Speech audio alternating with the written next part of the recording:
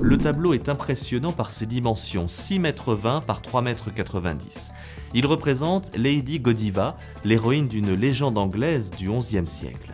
La timide et douce Lady Godiva a épousé Leofric, comte de Coventry. Un jour, les habitants du comté réclament la remise d'un impôt qui les plonge dans la misère.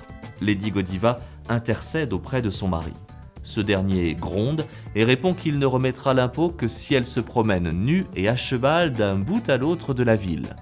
Le comte pensait la condition impossible, mais Lady Godiva accepte et le tableau représente cette traversée. Le tableau de Jules Lefebvre mêle avec malice religion et érotisme.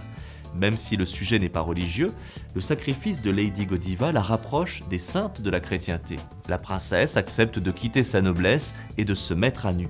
La blancheur de son corps, comme éclairée par un faisceau lumineux et qui tranche sur la ruelle obscure, évoque cette pureté. Mais que penser de certains détails du tableau ? En 1842, le poète Lord Alfred Tennyson réécrit la légende de Lady Godiva. Dans son œuvre, tous les habitants sont reclus chez eux par respect pour la princesse, sauf un, Peeping Tom, qui est boulanger.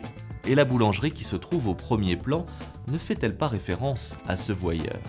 Et le spectateur, contemplant la nudité de Lady Godiva, n'est-il pas lui aussi dans la peau du voyeur ?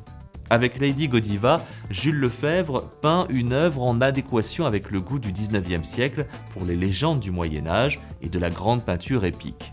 Dans le souci apporté à la mise en scène, la légère contre-plongée qui révèle la rue, on retrouve également l'influence de la photographie alors naissante à l'époque de l'artiste. Jules Lefebvre est né en 1834. Il étudie à l'école des Beaux-Arts d'Amiens avant de rejoindre l'atelier de Léon Cogniet à Paris. Il enseignera finalement aux Beaux-Arts de Paris, puis à l'Académie Julian. Il est connu en particulier pour ses nus féminins. Pour l'anecdote, la ville de Coventry offrira à Jules Lefebvre de lui racheter Lady Godiva, mais le peintre refusera.